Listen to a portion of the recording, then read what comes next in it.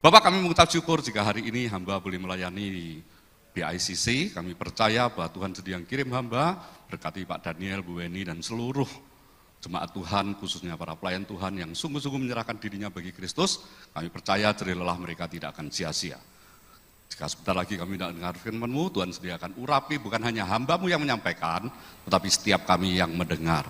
Dan kami akan merespon seperti Maria mendapat urapan khusus sehingga dia duduk bersimpuh di hadapan Kristus, memperoleh bagian yang tidak akan pernah diambil dengan sia-sia. Tetapi setiap benih firman akan bertumbuh 30 kali lipat, 60 kali lipat, bahkan 100 kali lipat ganda sesuai dengan respon dan tanggapan kami. Hanya di dalam nama Tuhan Yesus, setiap orang yang mau duduk diam, mendengar kebenaran firman Tuhan, merenungkannya dan mencoba mempraktekannya, mari sama-sama katakan, amin. Shalom. Ya, saya Safir Quentin Pranata. Dulu saya kuliah di Indonesia, setelah saya selesaikan S3, saya pindah ke Australia, dan anaknya Lydia kayaknya juga di Perth sih. Saya dulu di Perth, kemudian pindah Melbourne, dan terakhir mau ditempatkan di Montreal, Kanada. Istri saya tidak tahan winter, dan minta pulang.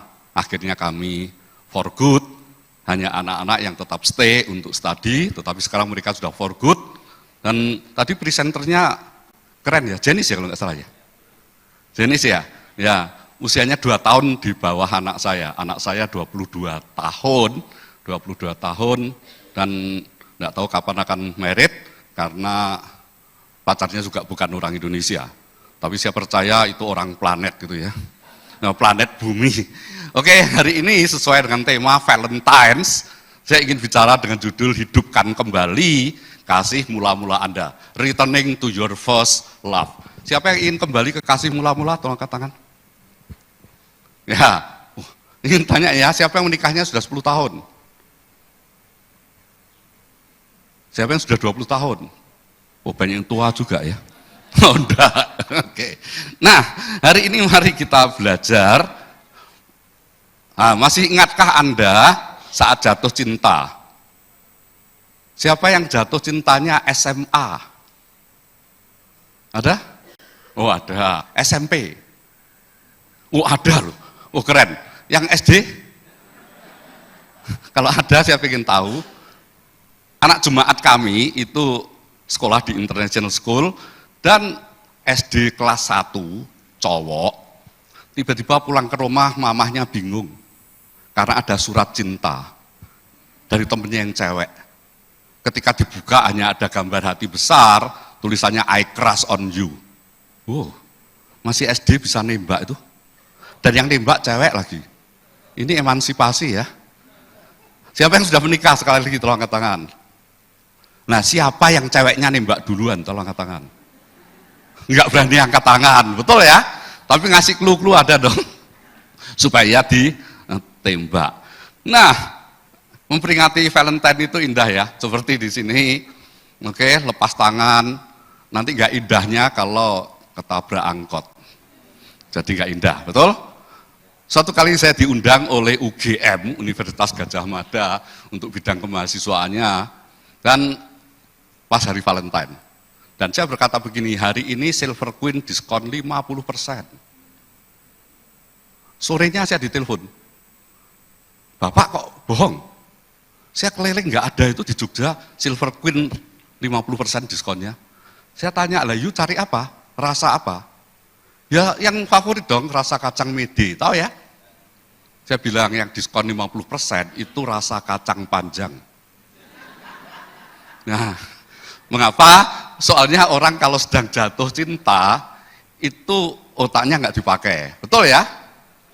Nah, dan betul, asal kita memenuhi ingin perasaan aja. Saya dulu relationship dengan orang Jerman, dan mama nggak setuju. Mengapa? Karena saya itu keluarga totok. Papa asli Congkok, saya lahir di sini. Jadi artinya papa build up, saya assembling, betul ya? Nah, dan mama bilang jangan dengan orang asing.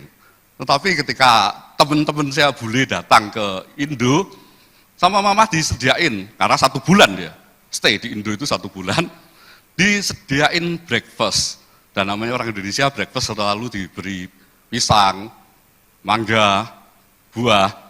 Dan apa yang dilakukan oleh teman saya, dia ambil nasi, padahal nggak pernah makan nasi ini, terus dia ambil pisang, dipotong-potong, pisangnya untuk lauk. Saya disenggol mama, diajak masuk kamar dan dia berkata begini, temenmu itu londo gendeng gitu. Dia nggak peduli orang apa saja, kalau orang bule disebut londo. Terus saya bilang gini loh, Ma, kan nanti toh ya campur di dalam perut kan, nggak peduli siapa yang masuk duluan, meskipun pisang dulu atau. Dan dia berkata begini, karena saya suka kopi kan, oke nanti kalau you minum kopi, tolong bubuknya dulu, setelah itu gula, minum air panas dan lompat-lompat, toh campur juga. Intinya apa? Orang tua jangan dilawan, setuju? Siapa merasa orang tua di sini? Oke, orang tua itu ada dua definisi loh. Siapa yang sudah punya anak, tolong angkat tangan. Nah, yang masih muda, orang tua loh. Betul kan? Hanya orang tua older people atau parents. Bedanya kan hanya itu, sebetulnya dua-duanya adalah orang tua. Nah, dalam hubungan pribadi kita dengan Tuhan, apakah kita bisa returning to our first love? Apakah kita bisa benar-benar kembali ke kasih mula-mula? Ada yang masih ingat dulu pacaran ngapain? Oke, keluarga kami itu medis ya, kalau nggak dokter, apoteker itu. Jadi waktu saya jatuh cinta sama pasangan saya, karena dia penanggung jawab apotek, saya tulisnya itu pakai laptop. Mengapa? Tulisan tangan saya jelek. Ternyata dia seharusnya tahu dong, biasa baca resep. Jadi tulisan tangan dokter kan jelek. Ternyata ngerti itu tulisan tangan saya. Mengapa? Karena sedang jatuh cinta. Nah, hari ini mari kita belajar sesuatu yang lebih penting, yaitu ketika kita jatuh cinta kepada Tuhan. Siapa yang jatuh cinta kepada Tuhan? Tadi saya lihat Kayla, keren ya. Kapan saya punya cucu seperti itu? Anak saya belum ada yang married itu. Yang terkecil 22 dan girlfriend-nya baru 18 years old. Dan dia tanya, boleh nggak aku datang ke Indonesia? Dan saya bilang, oke, welcome. Untuk apa? To know you and your family better. Wah, ini. Dan ketika dia datang, dia mau kembali pulang, anak saya berkata, tak antar ya. Nggak usah, saya bilang gitu. Kenapa? Boros. Nggak mau rugi. Sebetulnya kami khawatir, terutama istri saya, khawatir kalau too early ya, terlalu muda untuk menikah. Ketika saya interview, rencananya kan dia baru bachelor, baru masuk semester 1. Saya tanya, kamu nanti rencana mau married kapan? Langsung saya tembak begitu. Setelah saya selesai PhD. Wah, saya lega itu. Berarti kan lama, masih master degree, masih S3 PhD, baru married. Berarti ada kemungkinan untuk putus dong. Nggak doain putus, betul ya. Tapi karena pertama kali istri saya, kalau di dalam bahasa Jawa kurang srek, kurang srek, kurang klik gitu. Tapi setelah dia datang 3 kali, tak saya tanya, gimana? Oke juga ya. Saya bilang, ya oke, nggak apa-apa, dia ramah kok. Karena begitu datang, dia membuat pakai tangannya sendiri sesuatu dan dikasihkan saya, kasihkan istri saya. Bukan nyogok loh, tapi mencintai kami. Setuju? Oke. Nah, sekarang mari kita lihat ayatnya dalam Wahyu 2 ayat 2 sampai 4. Aku tahu segala pekerjaanmu, baik jerih payahmu maupun ketekunanmu. Aku tahu bahwa engkau tidak dapat sabar terhadap orang-orang jahat. Keren ya? Jadi dia tidak sabar hanya terhadap orang jahat. Bahwa engkau telah mencobai mereka yang menyebut dirinya rasul. Bayangkan, rasul kan jabatannya sudah tinggi ya, apostle. Tetapi dia berani mencobai, artinya meskipun dia orang awam, tetapi dia bisa mencobai mereka yang menyebut diri rasul. Tetapi yang sebenarnya tidak demikian. Artinya false prophet, nabi-nabi palsu. Bahwa engkau telah mendapati mereka pendusta. Dan engkau tetap sabar dan menderita oleh karena namaku. Dan engkau tidak mengenal lelah. Keren gak? Keren gak? Keren. Hari ini saya berkata begini di Instagram saya, kalau kita melayani dan masih hitung-hitungan, itu pekerjaan. Tetapi kalau melayani nggak hitung-hitungan sama Tuhan, itu pelayanan. Setuju? Ya dong? Betul ya? Nah, Saya itu kadang-kadang lihat begini, suatu kali ada mahasiswa dari Swedia undang saya untuk di sana. Dan dia langsung tanya loh, berapa professional fee Anda? Langsung bilang professional fee. Kalau di sini kan namanya PK ya, persembahan kasih atau persembahan. Dan saya berkata free. Dia berkata, are you kidding? Dikira saya berguru. Enggak, free. Syarat lain, tapi tiket dan akomodasi you sediain. Dia berkata, oh kalau itu ya.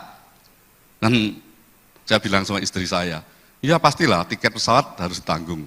Kalau enggak, saya jual celana di sana, betul ya? Oke, jadi banyak yang enggak percaya bahwa kalau pelayanan, khususnya kalau saya ngajar tulis-menulis, saya kasihkan free. Karena saya merasa, ini saat-saat terakhir saya, kalau nanti saya tidak bisa nulis di Kompas, Detik, dan Tempo, berarti harus generasi yang lebih muda. Ada di sini yang tertarik untuk nulis, tolong angkat tangan. Saya akan mentoring secara gratis loh. Kalau mau, betul, supaya Anda bisa menulis novel, bisa menulis buku, saya kasih gratis. Ya kemarin ngomong sama Pak Daniel, kalau ada yang mau belajar di sini, saya akan terbang ke Jakarta, saya ajarin secara gratis. Tentu waktunya saya sesuaikan dengan saya. Jadi kalau kita mau melayani Tuhan untuk gereja, ya kasihkanlah yang terbaik. Tahu demikian? Namun demikian, nah ini yang anehnya, aku mencela engkau karena engkau telah meninggalkan kasihmu yang mula-mula. Jadi kasih mula-mula itu penting. Ada yang masih ingat pacaran dulu seperti apa? Tolong angkat tangan cowok-cowok yang sudah punya istri. Oh hanya satu ya? Berarti wanita itu memang mempunyai kerajaan surga, betul ya? Karena surga ada di bawah telapak kaki ibu. Nanti coba ya, kaki mama dilihat ya, ada surganya nggak di situ ya? Oke, nah coba bayangkan kalau kita sedang pacaran, apa yang dilakukan cowok-cowok kalau pacaran di depan, itu nggak main HP, telepon, aku udah di depan, oh no, pencet bel, yang keluar papahnya, untung kalau yang keluar papahnya, kalau herdernya, namanya mau datang, dia berkata, Om, izinkan saya pergi sama putri, Om, sopan lagi, luar biasa ya, nanti pacarnya, dia turun dari mobil, bukain pintu, pacarnya masuk, ditutup, dilihat, roknya kecepit pintu enggak, kalau kecepit nanti hujan basah kan, kalau kecepit dibuka, dimasukin lagi, tutup, dia balik ke mobil, tanya, seatbelt sudah dipakai belum? Betul ya, di sini seatbelt kadang-kadang nggak dipakai, kalau ketahuan polisi aja baru di sini, di tempat saya kalau nggak pakai seatbelt, pasti kena fine, dan fine-nya lumayan gede. Jadi kami tertib bukan karena rajin, khususnya orang Indonesia, tapi karena takut membayar fine, membayar denda. Singapura apalagi, betul ya? Buang sampah sembarangan, tapi coba kembali lagi ke Indonesia. Karena ada orang berkata begini, Tokyo luar biasa ya, yang pernah ke Tokyo tahu ya, tempat sampah itu di sepanjang jalan. Tetapi kalah keren sama Indonesia, tempat sampahnya sepanjang jalan. Tahu yang saya maksud? Kalau di Tokyo kan di sepanjang jalan ada kotak-kotak sampah. Kalau Indonesia nggak butuh, karena tempat sampahnya sepanjang jalan. Buka kaca, shoot. Ini betul, buang kulitnya, ada motor lewat, kena kecelakaan. Nah, jadi itulah sebabnya mengapa kita itu betul-betul memang harus seperti itu, tertib. Itu kalau pacaran. Gimana kalau sudah menikah? 10 tahun. Suaminya keluarin mobil dari garasi, klakson terus-menerus, supaya istrinya keluar. Istrinya udah masuk mobil, pagar tutup. Padahal istrinya pakai high heel. Anda bisa bayangkan nutup pagar. Oke, sudah masuk, lihat. Rambutmu awut-awutan. Nah, disuruh tergesa-gesa ya, pasti awut-awutan. Terus bilang begini, alismu baru sebelah. Oh, istrinya nggak ingin ngamuk gimana? Kamu tadi yang klakson terus-menerus. Tetapi ketika alis masih sebelah, diomeli lagi. Betul ya? Karena saya dulu begitu selesai, saya kerja di French Company, di French Oil Company tepatnya, di perusahaan minyak Perancis. Jadi saya terkenal sangat disiplin, khususnya kalau mau pergi.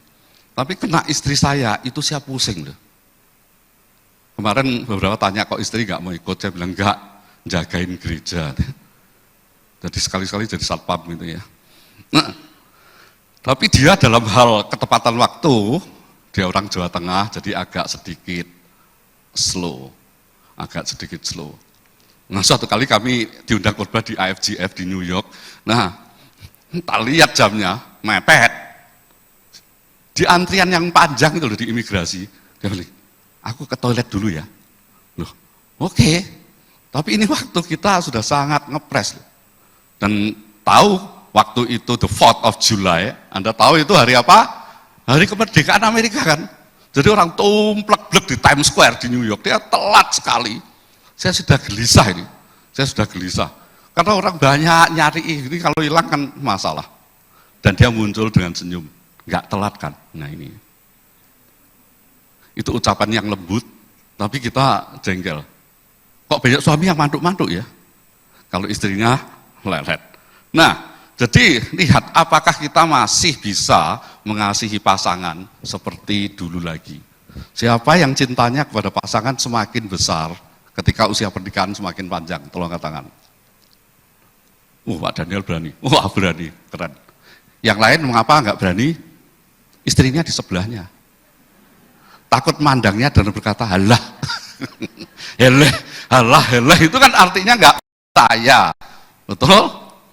Saya justru senang kalau istri saya mendampingi saya, tapi istri saya punya kelemahan. Jadi kalau saya diundang Natal Desember, dia biasanya nggak mau ikut karena freezing ya.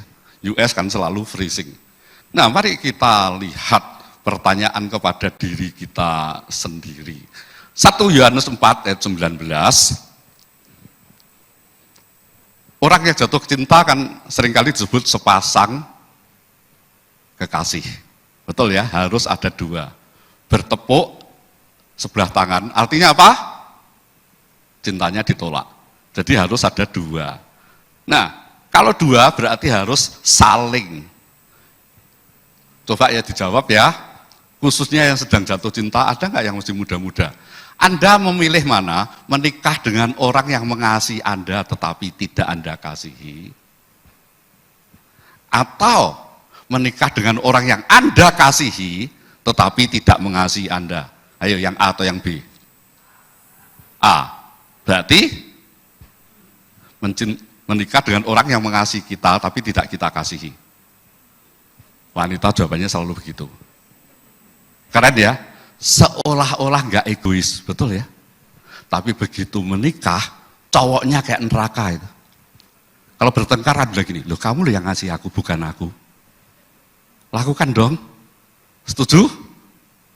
Nah, tapi kalau kita mencintai orang yang kita cintai tetapi tidak mengasihi kita, itu ya ruwet kita. Dari dulu kan bilang loh, yang jatuh cinta kamu dulu loh, bukan aku loh. Tapi kalau kita dicintai nih, kita nggak cinta, kita bisa belajar kok mencintai. Setuju? Ada seorang wanita yang 45, tapi usianya kayak 30-an.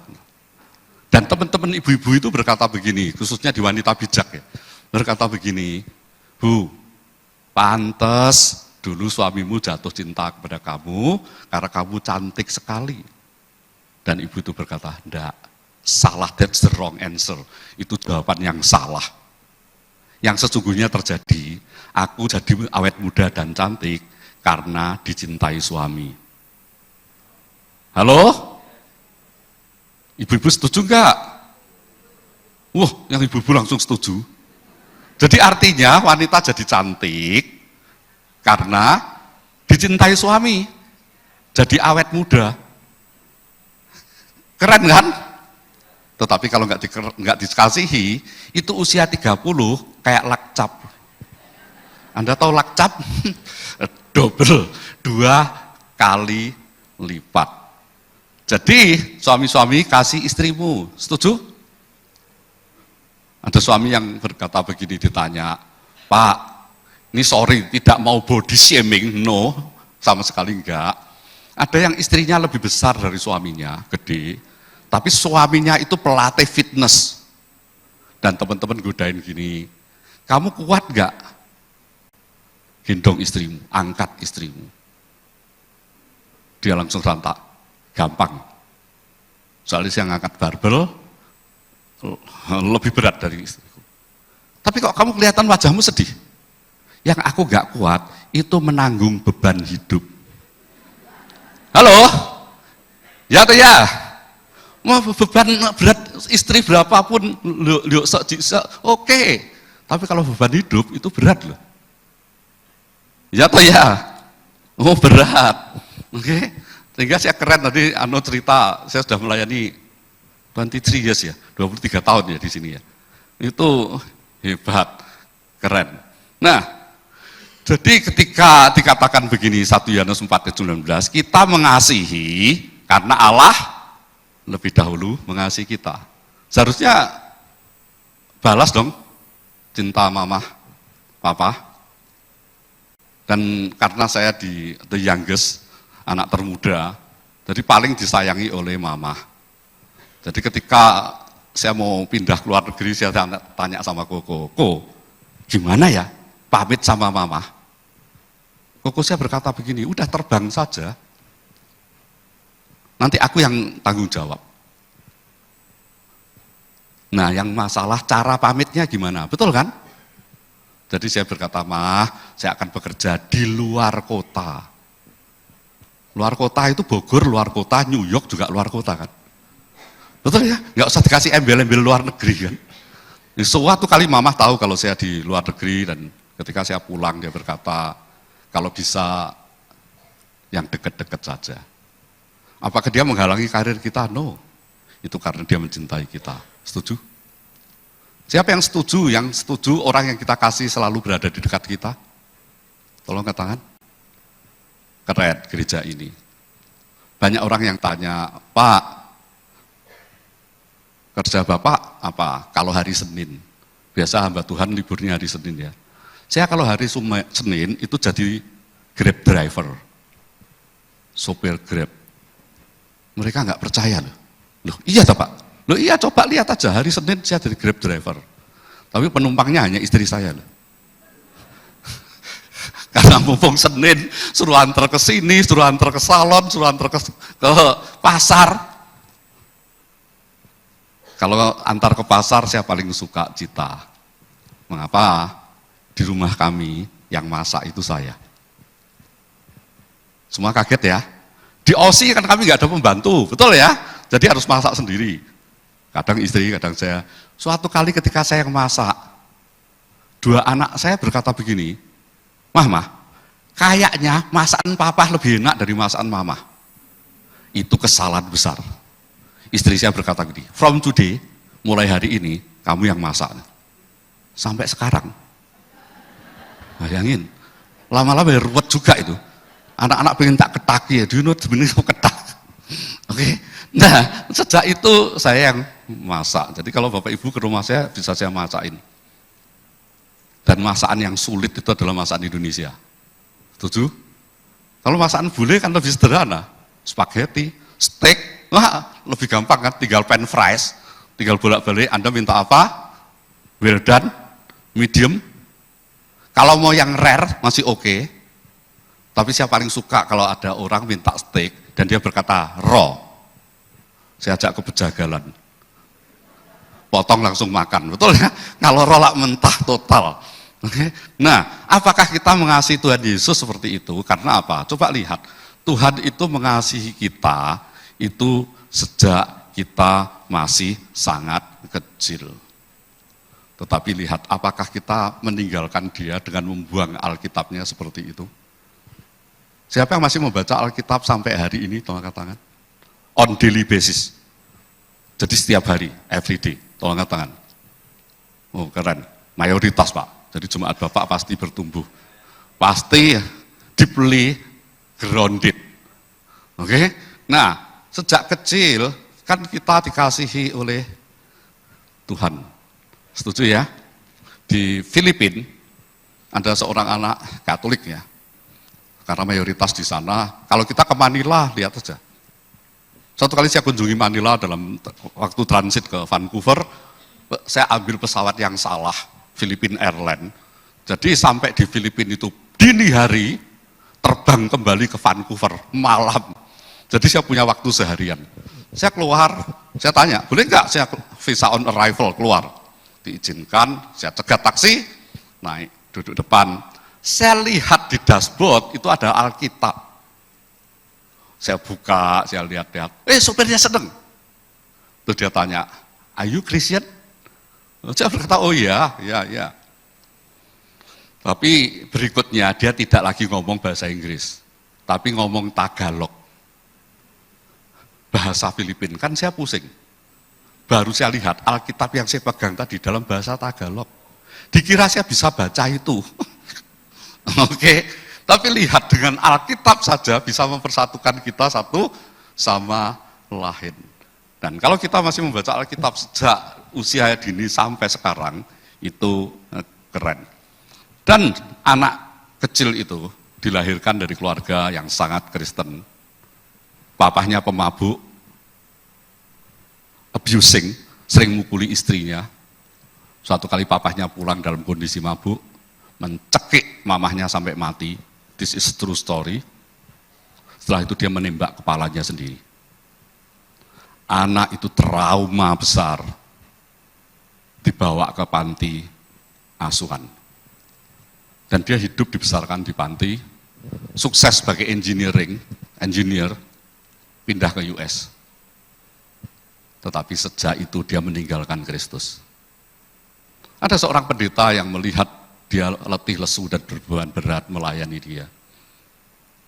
Dan pertanyaannya, mengapa kamu meninggalkan Yesus? Dan anak itu berkata begini, Yesus tidak ada ketika aku kesedihan. Yesus tidak ada ketika aku di lembah kekelaman itu. Dan hamba Tuhan itu berkata, siapa yang berkata begitu? Saya. Apakah betul Yesus tidak ada? Coba pejamkan mata, aku akan berdoa bagi kamu. Dan itu pemuda yang sudah sangat sukses itu memejamkan mata. Dan hamba Tuhan itu berdoa gini, Tuhan, bukakan mata rohaninya. Biar dia kembali ke flashback yang masa lalu. Tetapi kali ini dengan mata rohani yang terbuka. Dan betul ketika anak itu di panti asuhan sendiri, biasanya kalau dia main kuda-kudaan bisa gendong di badan papahnya. Tetapi pada saat dia bermain sendiri, mata rohaninya melihat bayi Yesus ada di sebelahnya. Ketika dia bermain-main, Yesus ikut bermain-main di sebelahnya. Dan anak itu mengalami perubahan dalam hidupnya. Dan hamba Tuhan itu tanya begini, pernah nggak kamu mengalami suatu yang aneh ketika ada di US ini? Dia berkata, pernah. Waktu itu saya berada di Brooklyn. Kalau kita pernah ke Brooklyn, kita tahu itu banyak kriminalnya ya. Meskipun banyak rumah-rumah yang indah. Saya pernah stay di Brooklyn dan malam-malam bisa tembak-tembakan antar geng.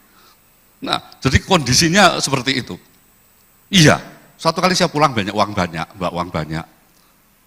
Tiba-tiba di sebuah alley yang sempit, dedak alley, lorong yang sempit, dia dicegat oleh preman dan diminta duitnya. Dan dia berkata jujur sambil malu, ketika dalam kondisi terpepet saya hanya berkata, Tuhan Yesus tolong. Orang itu kepepet ingat Tuhan, betul ya? Makan enak, mertua aja lupa, ya atau ya? Loh, ya makan enak itu mertua lupa, tapi kalau kesedihan ingat. Dan apa yang terjadi? 2 orang itu tiba-tiba pergi. Tak doain lagi ya. Dan ketika didoain lagi, ternyata ketika 2 orang itu menodong Yesus ada di belakang dia, dengan pandangan ingin melindungi, anak itu bertobat, kembali kepada Kristus. Bukankah itu indah? Tidak semua yang tidak kita lihat itu enggak nyata loh. Justru yang tidak kita lihat itu nyata. Setuju? Kita kan tubuh, jiwa, dan roh. Yang tidak kita lihat adalah jiwa dan roh kita. Nah, coba kalau 2 itu tidak ada di dalam diri Anda, saat ini saya khotbah kepada mayat-mayat semua loh. Jadi, kadang-kadang yang tidak kelihatan itu justru sangat penting. Dan lihat, Yesus tetap mengasihi kita bukan hanya pada masa anak-anak, tapi saat kita jatuh dalam dosa. Nah, pertanyaan yang perlu kita renungkan benarkah kita mengasihi Tuhan seperti Tuhan mengasihi kita? Mari kita uji hati kita sendiri, bukan uji orang lain. Seringkali kalau kita mendengar khotbah mesti berkata begini, khotbah ini cocok untuk om itu, khotbah ini cocok untuk tante itu. Enggak pernah berkata khotbah ini cocok untuk diri saya sendiri. Kalau Anda berkata khotbah ini cocok untuk diri Anda sendiri, Anda sudah bertumbuh secara kekristenan. Setuju? Nah, benarkah kita sungguh-sungguh mengasihi Tuhan karena keputusan pribadi, personal decision, dan bukan karena ikut-ikutan atau bahkan dipaksa ortu? Saya menjadi orang Kristen pertama di dalam keluarga besar saya. Karena ada seorang doktor teologi yang datang ke toko kami. Toko kami itu garment, toko baju wanita. Dan biasanya saya jaga kasir. Tapi sekarang tinggal CC yang meneruskan toko itu, koko-koko semua bisnis dan bisnis besi ya. Jadi keluarga kami bisnis besi. Hanya saya yang di dunia pelayanan. Tetapi suatu kali sosok saya, jadi istri Koko itu berkata begini, ketika ngobrol deep talk berdua saja. Dia berkata begini, secara ekonomi kayaknya kamu kalah deh dibanding Koko-Kokomu yang di bisnis. Tetapi aku iri dengan kamu. Saya itu loh jarang keluar negeri. Kalau keluar negeri takut toko ditutup gimana, terus ngitung biayanya berapa. Kamu nggak pernah ngitung. Nah, sosok saya belum terlalu rohani, dan saya berkata begini, setiap kali saya diundang nggak peduli itu di Aussie, US atau Kanada, itu mereka yang bayar seluruh tiket saya, bayar semua hotel saya, membayar semua yang saya makan. Dia itu agak terbuka mulutnya dan berkata, loh gitu ya? Begitu aku boleh ikut? Ya kalau ikut sosok bayar sendiri, sosok wangi banyak kok, betul? Ya toh ya? Wah, siapa yang mau full time kayak Anu? Mengapa roh Anu selalu menyala-nyala? Ada yang tahu bisa jawab? Nanti kita kasih hadiah loh. Nggak bisa kan? Karena dia berasal dari bagan si api-api, jadi nyala terus. Lek si air-air ya mesti dingin, karena dari bagan si api-api ya dia nyala terus, selalu berapi-api. Oke? Nah, lihat, cinta kita kepada Tuhan itu butuh komitmen. Saya itu suka matchmaking, menjodohkan orang. Jadi anak Melbourne saya kenalkan anak Sydney saya kenalkan anak Brisbane, anak Perth saya kenalkan anak Adelaide, karena kan saya lama di Aussie ya. Jadi di kota-kota yang saya keliling biasanya saya dikerumuni anak-anak muda, jadi kenalin begitu gampang. Semalam saya jodohin orang loh, di sisi-sisi itu. Ada 2 cewek yang datang dari Abalaf, temen, keluarga yang temen, dibilang ini anak cewek-cewek 2 belum. Dan malam itu deal, saya berkata begini ya, kamu tak kenalin cowok ini, kamu milih yang mana di antara 2? Dia bilang, loh ganteng-ganteng ya Pak ya, yang ini, oke, nanti kita appointment ya, kita ketemu di Starbucks, Excelso, atau manapun pokoknya kafe, ya setuju. Terus yang satu, nah kamu pilih yang mana ini? Kayaknya yang ini, pinter, soalnya dia itu punya pabrik farmasi, cocok lah kalau pilih ini pinter kamu. Oke, harus hati-hati aja mertuanya agak galak loh, karena saya kenal mamahnya kan. Kalau kamu jadi menantu yang nggak baik, minumanmu dikasih obat, kamu nggak tahu. Wong dia pengusaha PBF. PBF itu pengusaha besar farmasi. Oh, orang tuanya itu happy lihat saya bilang, Pak, thank you ya. Kami nyarikan susah, Bapak 2 jam kok dapat kontaknya. Loh iya, tapi tergantung mereka loh ya. Saya itu bukan kepo, begitu saya jodohin sudah saya tinggal. Paling-paling nanti dia ngabari sudah jadian, oke. Dan saya dapat kaki babi, betul ya? Oh, enggak, itu kepercayaan Chinese kuno, kenyataannya saya nggak pernah kaki babi. Saya pengennya kepala kok, sesuai firman, kamu akan jadi kepala bukan jadi ekor, betul kan? Oke? Nah, saat saya sedang ngetik, saya ingat ada seorang dokter, pimpinan klinik kecantikan. Saya telepon, Dok, are you still available? Oh, dia tertawa. Masih? Aku single ya Pak, tolong ya. Oke, tunggu 5 menit. Saya ingat ada seorang cowok baru putus, Dia seorang komputer science, jadi dia ilmu komputer. Tak tanya, An, nama nggak saya sebutkan ya, Antonius, Andre, siapa pokoknya An, kamu masih single? Iya Pak, sejak putus. Tapi aku belum move on. Kalau saya kenalin, kalau dikenalin nggak apa-apa. Anda tahu 3 bulan kemudian jadian ya. Dan mereka sudah menikah kemarin di sebuah hotel. Dan MC-nya itu umumkan begini, ini mereka jadian karena Pak Safir. Jadi saya turun ada mamah-mamah 3 minta nomor HP saya. Noni saya juga belum merit, 3. Tapi yang keren itu yang keempat, bapak-bapak. Saya kira dia punya anak cewek atau anak cowok. Ya apa kok? Untuk saya sendiri itu. Oh, yang ini agak susah ini, betul? Usianya, saya nggak ngomong lanjut usia ya. Ngomong expired yaitu urusan obat saya juga akan ngomong. Tapi Anda tahu yang dokter ini dengan yang insinyur komputer ini. Ketika saya tanya, kamu pernah nggak mengatakan I love you? Enggak. Loh, lah kok dokter itu mau sama kamu? Saya hanya berkata I commit to you. Keren ya? Nah kamu sudah kehilangan cinta, kamu tinggalkan loh. Tapi komitmen itu nggak pernah meninggalkan. Setuju? Doa pagi jam 4, nggak pernah tinggalkan. Saya itu tinggal di mana saja, setiap jam 4 saya bangun tanpa waker. Sampai istri dan anak-anak bilang, kok bisa ya saat teduhnya bisa teratur. Sampai saya diminta kampus teologi, itu ngajar spiritual disiplin, yaitu disiplin rohani. Jadi artinya harus ada jam-jam doa kita, harus ada jam-jam saat teduh kita. Setuju? Siapa yang nggak pernah bolong saat teduh, tolong katakan. Oke. Siapa yang bolong 1-2 kali diam aja. Bolong seminggu ya nggak kerasa. Saya tanya, kalau kita bolong gigi kita, belum seminggu ke dokter gigi kok, betul?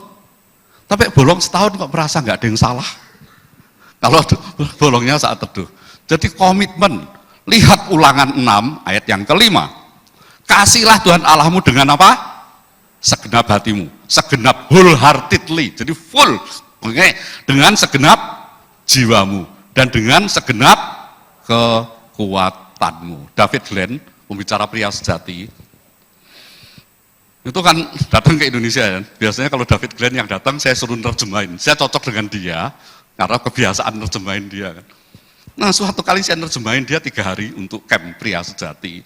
Saya nggak ingat semua itu, sudah lupa saya apa yang dia omongkan. Tapi sampai hari ini ada satu kalimat one sentence yang stay to my mind, yang melekat di otak saya. Dan Indonesia seringkali salah paradigma. Kalau orang pinter dikatakan otaknya encer. Dulu di Melbourne kalau otak encer itu bodoh loh. Jadi di sebuah rumah sakit bersalin di Melbourne ada tulisan begini, don't shake your baby. Anda tahu shake? Gak boleh loh anak digoyang-goyang. Apalagi di desa-desa dikasih selendang, terus digini-gini kan ya kan. Lalu shoot bablas nyangkut pohon. Ngeri kan? Don't shake your baby. Ketika Anda tahu ini, jangan lagi goyang anak-anak. Apalagi sangat kencang.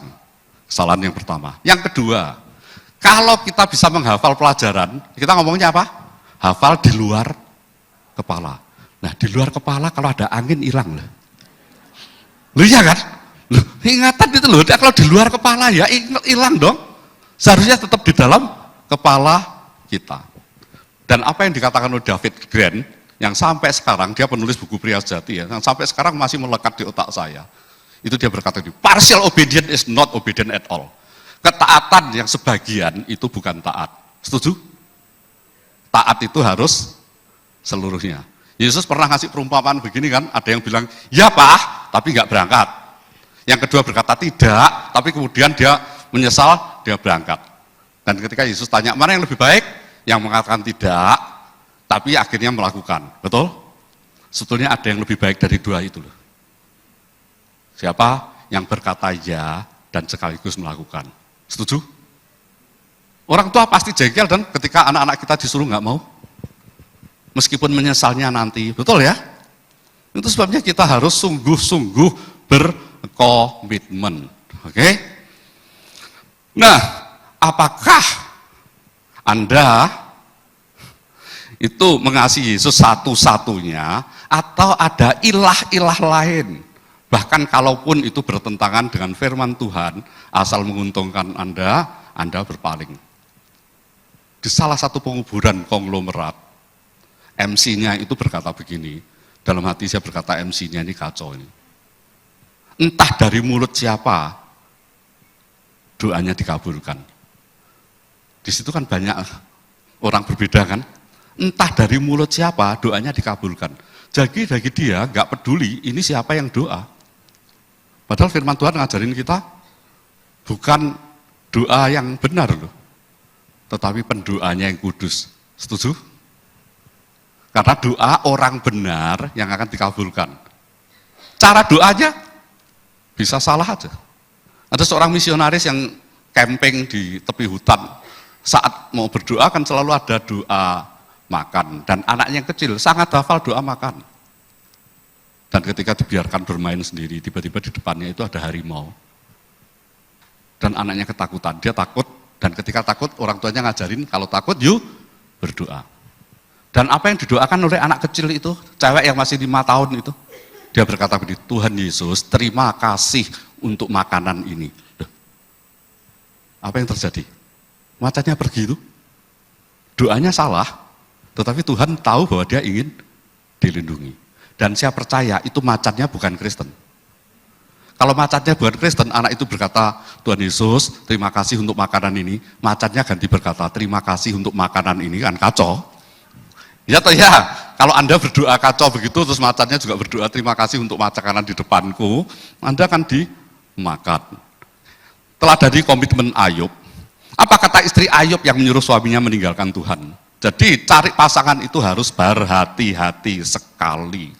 Ayub 2 ayat 10 berkata begini, ketika disuruh mengingkari Tuhan. Tetapi jawab Ayub kepadanya, engkau berbicara seperti perempuan gila. Apakah kita mau menerima yang baik dari Allah tetapi tidak mau menerima yang buruk?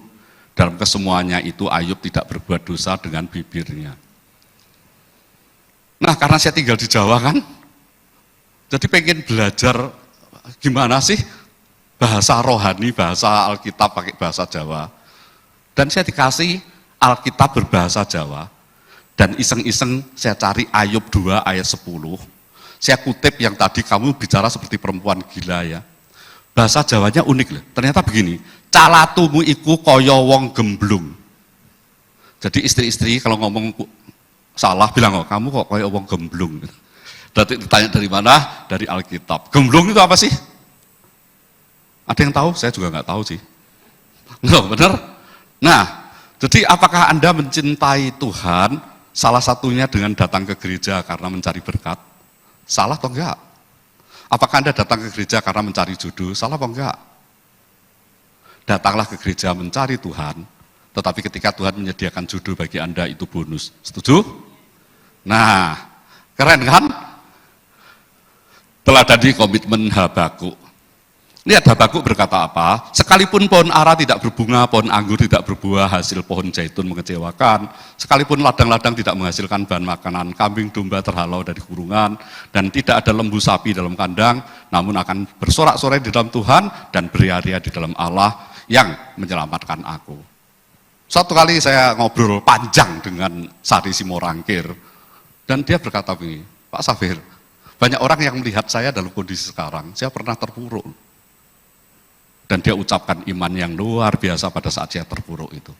Dan keesokan harinya terjadi mujizat sampai hari ini.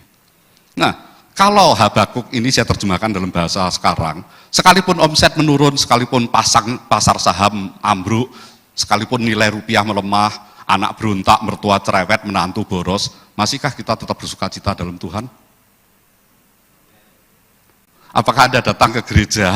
Oke, apakah Anda datang ke gereja saat sikon baik-baik saja, jika sikon tidak mendukung, asyir tidak ramah, AC kurang dingin, bangku kurang empuk, khotbahnya menemplak kita, atau sebaliknya membuat kita ngantuk? Apakah Anda tetap stay di gereja atau mencari gereja lain yang lebih fun dan nyaman? Oke. Benarkah kita sungguh-sungguh mengasihi Tuhan dengan penuh gairah, bukan sesaat, apalagi angin-anginan? Nah, cinta kepada Tuhan itu butuh pengorbanan. Roma 12 ayat 1 sampai 2, karena itu saudara-saudara, demi kemurahan Allah, aku menasihatkan kamu supaya kamu persembahkan tubuhmu sebagai persembahan yang hidup, yang kudus, dan yang berkenan kepada Allah. Itu adalah ibadahmu yang sejati. Anda tahu dalam bahasa aslinya ibadahmu yang sejati? Ibadahmu yang sejati adalah ibadahmu yang masuk akal. Saya itu background IPA, jadi senangnya biologi, matematika, begitu. Jadi saya dulu juga tidak gampang menerima Kristus, kalau semuanya tidak make sense. Oke? Nah, cinta kepada Tuhan itu butuh pengorbanan. Anda datang pagi, lebih awal datang, bukankah itu luar biasa? Sepenuh hati. Apapun yang kamu perbuat, perbuatlah itu dengan segenap hatimu seperti untuk Tuhan dan bukan untuk manusia. Apakah ketika Anda mengerjakan sesuatu, Anda masih ingat Tuhan? Kalau makan nggak enak, kekurangan makan, kita ingat Tuhan. Tapi makan enak, masihkah dia ingat Tuhan? Kemudian sepenuh waktu. Oke? Saat saya pelayanan di Bandung, pekerja di sana tanya, kapan Bapak full time? Saat itu saya masih pimpinan di sebuah company. Dan saya berkata, saya nggak butuh full time, yang saya butuhkan full heart. Setuju? Dan kita lihat yang ketiga. Jika Anda tidak lulus ujian dan pertama dan kedua, inilah yang harus Anda lakukan. 1, dosa itu serius. Sebab upah dosa adalah maut. Oke, dosa itu serius. Dan pertobatan Daud itu serius. Ketika dia ditegur oleh Nathan, dia langsung berkata, "Iya, aku berdosa." Dan inilah yang indah. Pertobatan Niniwe itu serius. Tahu ya, Niniwe? Mengapa Niniwe itu jahat? Mereka kalau menghukum orang, itu dimasukkan ke kulit basah dan dijemur. Kulit basah kalau dijemur, itu akan mengerut keras, sehingga kita nggak bisa bernafas. Keras sekali Niniwe kalau menghukum orang, luar biasa. Tetapi ketika dia bertobat, Tuhan mengampuni. Dan berikutnya, ini yang terakhir ya, waktu kurang 2 menit, saya akan selesaikan ini. Mari kita mengasihi Tuhan, bukan saja saat kita jatuh cinta, pada saat setahun sekali 14 Februari, would you be my Valentine, tanggal 14 Februari, tetapi lihat saya bacakan Yohanes 13, 34, 35. Aku memberikan perintah baru kepada kamu, yaitu saling mengasihi, sama seperti aku telah mengasihi kamu, demikian pula kamu saling mengasihi. Dengan demikian kamu tahu bahwa kamu adalah murid-muridku, jika kamu saling mengasihi. Loh, padam ya. Oke, ada seorang suami datang ke rumah dan berkata begini, "Yang, aku mau cerai." Dan istrinya berkata, "Oke, with one condition," ya, hanya dengan satu syarat. Apa syaratnya? Mulai hari ini sampai 30 hari ke depan, kamu gendong aku ya. Dari kamar, masuk ruang tamu, masuk ruang depan, ke tempat parkir, turunkan, say goodbye. Oke. Hari pertama masih kaku ketika gendong. Hari kedua, istrinya gelendot ke suaminya, anaknya yang masih kecil tepuk tangan, dan dia berkata begini, "Daddy is holding mommy in his arms." Papa sedang gendong mama. Istrinya menggelindot manja sambil berkata, "Don't tell our son about our divorce." Jangan katakan ya anak kita kalau kita mau bercerai. Hari ke-6 dan ke-7, suami mulai menyadari istrinya semakin kurus. Hari ke-8 dan seterusnya, suaminya enteng saja mengangkat karena istrinya semakin kurus. Dan ketika hari terakhir, saat dia gendong, suaminya sudah tidak mau melepaskan istrinya. Istrinya berkata, "Ini terakhir kamu gendong saya." Suaminya meletakkan istrinya dengan sangat berat. Kisbay berangkat ke kantor. Di perjalanan, dia ambil keputusan. Parkir, lari ke lantai 2 dan berkata sama sekretarisnya, aku nggak jadi cerai. Sekretarisnya menampar dia, dan suaminya berkata, ini keputusan yang benar. Belum jadi istriku, dia sudah menampar aku. Pulang ke rumah, dia mampir ke floris, beli seikat bunga kesayangan istrinya. Dan penjaga tanya, apa yang harus saya tulis di kartunya? Dan ini saya kutip lengkap apa kata suaminya supaya ditulis di kartu itu. I'll carry you out every morning until death do us apart. Aku akan menggendongmu setiap pagi sampai maut memisahkan kita. Dan doa suaminya terkabul. Ketika lari dia pulang ke rumah, anaknya ke depan dan berkata, mama sudah nggak ada. Dan itu penyesalan yang tidak bisa diulang. Ternyata doa yang indah itu dikabulkan benar. Aku akan menggendong istriku sampai maut memisahkan kita. Dan itu hari terakhir, tadi pagi berarti itu gendongan terakhir. Istrinya meninggal untuk selama-lamanya. Oleh sebab itu ketika kita menyambut Valentine, kembalikan komitmen kita kepada Tuhan. Jangan pernah lepaskan itu. Dan Yesus memberkati.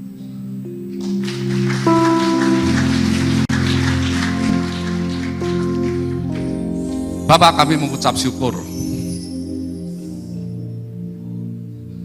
jika pada hari ini menjelang Valentine, Engkau ingatkan kembali akan kasih mula-mula kami yang begitu mengasihi Tuhan, sehingga setiap acara gereja bukan hanya Sunday service, tetapi weekdays, Senin, Selasa, Rabu, Kamis, Jumat, Sabtu, kami mengikuti acara gereja, karena bagi kami ini adalah rumah kedua kami. Apakah komitmen kami sudah hilang? Karena kami semakin kaya, semakin diberkati. Atau kami luntur karena kesibukan kami di luar melayani Engkau lebih banyak lagi. Ajar setiap kami untuk menjaga keseimbangan Tuhan. Karena hanya Roh Kudus yang bisa menegur setiap kami. Agar kami tetap stay dan melayani dengan sungguh-sungguh. Karena Tuhan tidak pernah mengingkari janjinya. Tidak pernah melepaskan sedetik pun. Tidak akan pernah meninggalkan kami. Orang yang dengan tulus dan sungguh-sungguh melayani. Terima kasih untuk praise and worship, untuk musician, untuk worship leader, untuk singer, untuk soundman, untuk lighting man, untuk pendoa syafaat, untuk usher, semua yang melayani tanpa terkecuali. Tuhan akan jamin hidupnya. Bukan hanya di muka bumi, tapi pada saat Engkau panggil kami bisa menghadap tahta kemuliaan Allah dengan tegak dan kepala berdiri. Bukan karena kuat dan gagah, karena ada pembela agung yang berdiri di samping kami, yang sudah menanggung semua dosa kami. It finished, sudah selesai. Kami akan masuk surga mulia itu, karena nama kami tercatat di kitab kehidupan. Berkati tak ada dia Bu Weni, anak-anaknya, calon-calon menantunya. Biarlah semua kami di tempat ini yang belum menikah, yang punya anak-anak yang belum menikah, kami percaya satu hal, bahwa ada the one yang akhirnya menjadi pasangan hidup kami. Hanya di dalam nama Tuhan Yesus, setiap orang yang percaya bahwa kasih Tuhan itu abadi dan mengasihi kami dengan penuh, mari sama-sama katakan amin. Happy birthday, Tuhan Yesus memberkati.